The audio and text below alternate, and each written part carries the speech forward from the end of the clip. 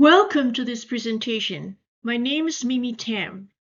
The topic of this presentation is Secure Development Policy and Guidelines Basic Information. Thank you for joining us. Let's get right to it. I prepared this presentation for software developers, IT staff, and IT departments who are interested in creating a new or updating their existing security policies and guidelines for their organization. This is very basic, a basic starting point for IT department or software developers to either revisit what they have today or create a simple starting version of a secure coding guideline, policies and guidelines. The goal is to provide a foundational understanding of secure coding practices, particularly vital in today's landscape of escalating cybercrime. As cyber threats proliferate and the sophistication of cybercriminals advances more rapidly than our prevention technologies can sometimes keep pace, mastering these practices is essential. There are 10 items that we'd like to cover in this presentation. Overview, core security principles, C and C++ coding standards. I'm going to use mainly C++ as the programming language to provide you little code snippets to demonstrate those coding standards. Defense in depth, encryption, AAA framework, audit controls and management, enforcement, exceptions process, lastly, distribution. This slide presentation provides a clear and concise overview, hopefully, of the secure development policy and guidelines, covering the essential aspects and practices required to ensure secure software development. Again, this is a starting point. You will most likely enhance it, add more stuff into it, and make it as what your business is required. The objective is, of course, to ensure security. Integrating security throughout the software development lifecycle, SDLC for short, to protect against design, development, deployment, and operational vulnerabilities. There are a few key principles to mention here. Security by design. That is to incorporate security measures from the initial design phase all the way down to the whole process, development lifecycle process. Risk management. This is for identifying, assessing, and mitigating security risks continuously. Compliance. Adhering to industry standards and regulatory requirements is part of the equation. Secure development practices include secure coding standards, which we'll spend a bit of time on. Having a clear coding standards to address coding vulnerabilities is important. This is to ensure bug-free as much as possible and secure coding practices. Code reviews are very helpful for conducting regular code reviews and static analysis, dynamic analysis. Those are part of the SDLC. Make it part of your SDLC. Penetrating testing for performing periodic penetration tests to identify vulnerabilities. Security training is to provide ongoing security training for developers and stakeholders alike. The guidelines that we are going to provide you here addresses 3 areas. Access control for implementing least privilege and role-based access control, data protection for ensuring encryption of sensitive data in transit or in flight, in use, and at rest. Third-party components, which usually appear or included in any one application. We need to regularly update and review third-party libraries, DLLs, what have you, and their dependencies for the latest available versions, and making sure that we integrate them properly. Incident response. This is for continuously monitoring for security incidents and breaches. We need a response plan. Establishing and maintaining an incident response plan, knowing how to respond to incidents, is crucial. We then have post-incident review for conducting post-incident analysis to improve security posture and to make sure that we have all the right protection mechanisms in place to combat the latest threats. Last but not least is continuous improvement. We need feedback loops to incorporate feedbacks from security audits and incidents so that we can continuously improve on what we have. Tooling. Use automated tools to enforce security policies and guidelines. The least human intervention, the better. Documentation. Maintaining comprehensive and up-to-date data security documentation is totally relevant and required. To sum it up, this policy and guideline recommendation defines the core security principles using mostly C++ coding standards as an example or as examples to demonstrate a few concepts.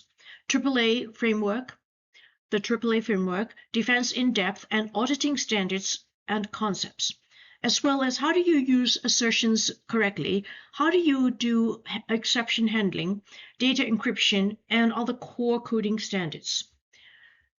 So this document applies to all staff that attempts to create, deploy, or support custom software in an organization. All right, now we're into the good stuff. Let's start with looking at 10 core security principles. And I'm going to go down this list quickly. Number 1, validate input data. Input validation is crucial to ensure that all data received from outside sources is checked for correctness and appropriateness before being processed. This helps prevent common vulnerabilities such as SQL injection, cross-site scripting, XSS in short, and buffer overflows. By validating input data, you can ensure that only expected and safe data is processed by your applications. Number 2, hit compiler warnings. All software developers know that. This is important. Compiler warnings indicate potential flaws in the code, and that's what they're there for. So they can indicate potential flaws in the code that could lead to security vulnerabilities. Don't ignore them. It is important to pay attention to these warnings and address them promptly. Ignoring them, that is, ignoring these compiler warnings, can leave your code susceptible to various issues such as memory leaks, uninitialized variables, and other runtime errors that could be exploited by attackers that you may not be thinking of at that very moment or at the time when you were doing the compilation. Number 3, architect and design for security policies.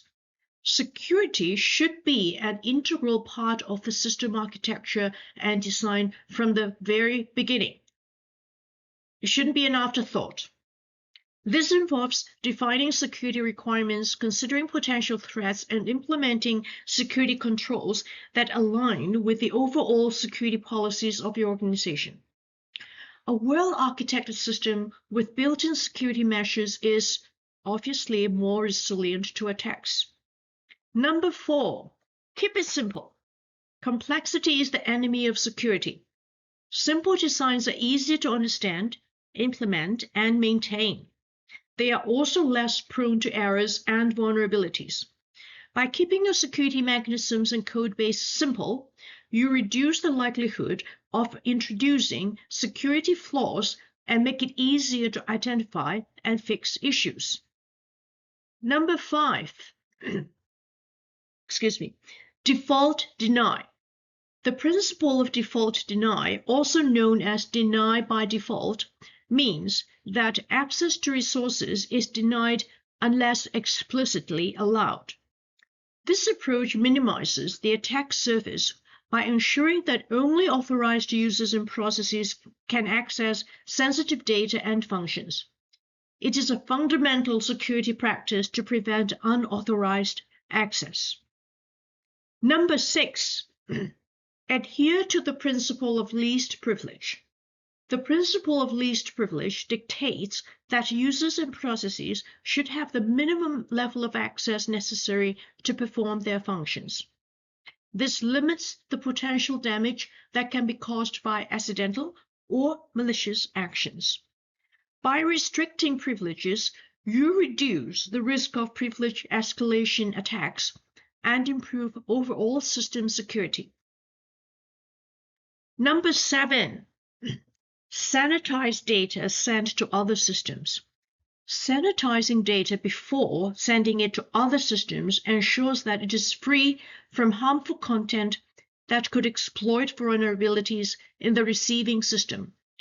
This includes escaping special characters, stripping out malicious code, and validating data formats. Proper sanitization helps prevent attacks such as SQL injection and cross-site scripting. Number 8, practice defense in depth. Defense in depth is a layered security approach that employs multiple overlapping security measures to protect systems and data. By implementing various layers of defense, you create multiple barriers that an attacker must overcome to compromise the system. This strategy increases the overall security and resilience of the system. Number 9, use effective quality assurance techniques.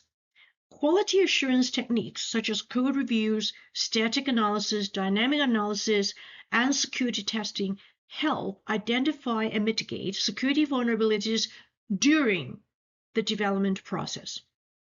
By integrating these techniques in the software development lifecycle, you can catch and fix security issues early, reducing risk of vulnerabilities in the final product. All right, number 10, the last one. Adopt a secure coding standard. Secure coding standards provide guidelines and best practices for writing secure code. By following these standards, developers can avoid common security pitfalls and ensure that code adheres to established security principles. Adopting a secure coding standard helps create a consistent and secure code base across the organization. No matter if you have lots and lots of seasoned software developers who've been developing code for decades, or you have a group of interns. So the different level of resources and their talent, degree of development talent should not be a factor in deciding whether you have a secure coding practices guideline. It needs to exist so that everybody who is developing code has something to go by.